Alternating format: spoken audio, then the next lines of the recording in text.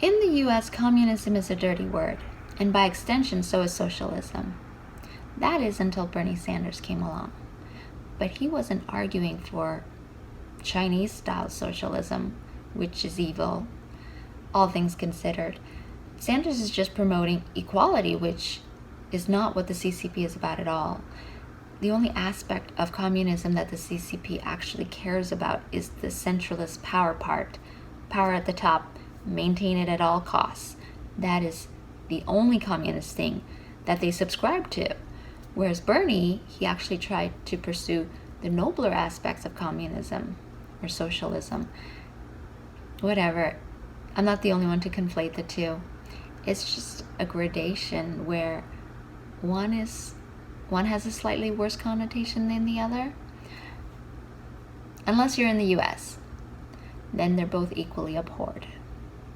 But if you take the definition of communism at face value, it's just supposed to be the elimination of private ownership in order to have a more egalitarian society through the removal of social classes, hierarchy. The idea of creating a more egalitarian society, that's not a bad idea, is it?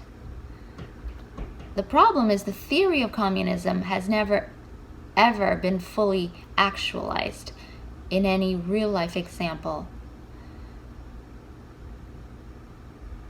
It was the cruelest bait and switch that the CCP pulled on its people when they proposed this lovely idea of a fair and equal society for everyone to get people to buy in.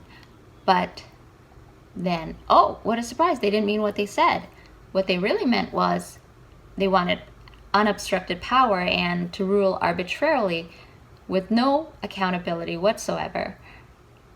And the whole egalitarian part of communism, the whole purpose of communism, oh yeah, the equality thing. Where'd that go? Absolute power corrupts absolutely, right? And therein lies the problem. So understandably, this has caused people to conflate the idea of a centralized government with communism when they're two distinct, separate things. Communist ideals are not bad, and a centralized government in and of itself isn't bad. But a corrupt centralized government is the worst. And I'm not talking about the effectiveness of a centralized government. That's something different. And I totally agree that big governments are inefficient for most things. I'm just saying that we shouldn't confuse the idea of communism with Chinese communism, which is not communism at all. It's just a money-grubbing dictatorship that will bend any rule to suit its needs, to line its pockets. Not the pockets of the people, the pockets of the people in power. So please don't think communism, oh yeah, China, they're not communists. I know communists is in their name, but they're not communists. They just give communism a bad name. Now, I'm not saying that we should strive for a completely egalitarian society. I don't think everyone should have the same income or net worth.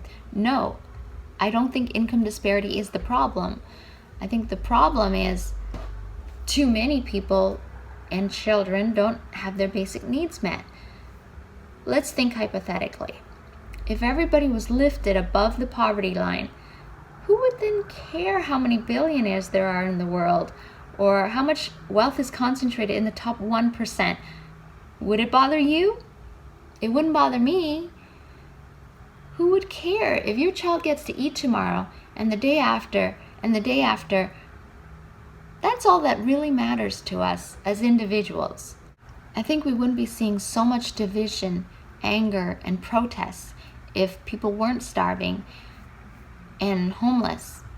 We wouldn't see all the problems associated with abject poverty, and that would benefit everyone. Because then we will have made the pursuit of happiness a level playing field. Happiness is just as elusive to the billionaire as it is to the average middle income earner, because they've both surpassed the threshold where income impacts happiness. Any wealth above that level no longer has any long-term bearing on a person's set point. We all have this set point that we hover around, and major and minor things can bump it up or down temporarily, but temporarily. We always tend to settle back around our original set point of happiness, contentment, lack of contentment, whatever. So a wealth gap isn't the real problem, but people not having their needs met, that is the problem. And the great equalizer would be lifting people right up to that level where they don't have to struggle just to survive. It's not about distributing wealth equally. That's unnecessary, in my opinion, because wealth is kind of pointless beyond a certain level in terms of impacting a person's happiness. Okay, look, we already have a big government right now. When the government is printing money to bail out big corporations, that's not capitalism. That's a big, bulky, inefficient, centralized government pretending to solve problems while it's creating problems. So if we already have this big central government in full swing, why not use it to lift people up to that level where a wealth differential no longer matters? The pursuit of equality is the reason for the central planning. Central planning in and of itself is not the goal of communism or socialism. It's just a means to an end. And it can be debated whether or not it is the best means. In most industries, I would say no. But in healthcare, maybe it is. There are countless examples of it working in European and Western nations. That's not a radical idea. It's more radical to not offer basic essential care to your citizens if you're a first world country. That is the anomaly, not socialist healthcare. Socialist healthcare has been the natural progression of every industrialized developed nation except for the richest country in the world. Obamacare had its issues, yes, but that's like saying the ideals of communism are bad when it's the practice of communism that's bad.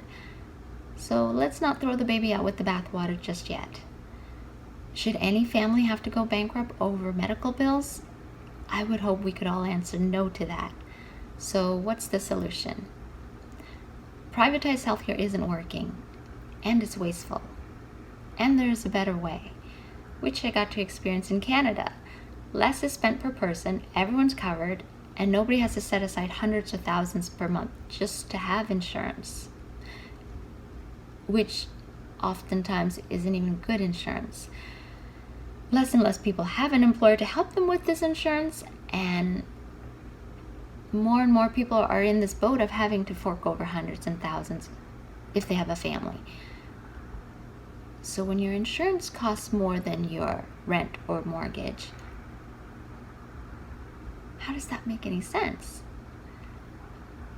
Yes, I've heard that people can wait months for hip surgery in Canada. Maybe, but nobody waits months for emergency surgery.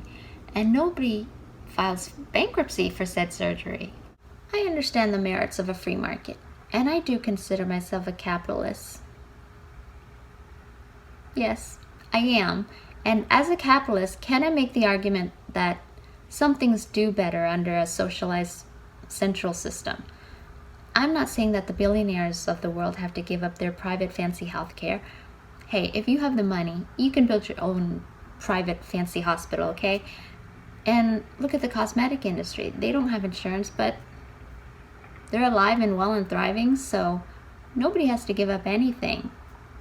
But maybe if we could just once again cover everyone's basic minimum needs, that could be better use of government spending than propping up zombie companies.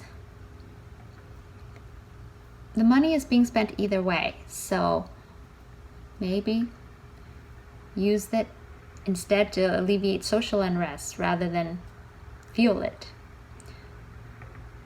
Why not?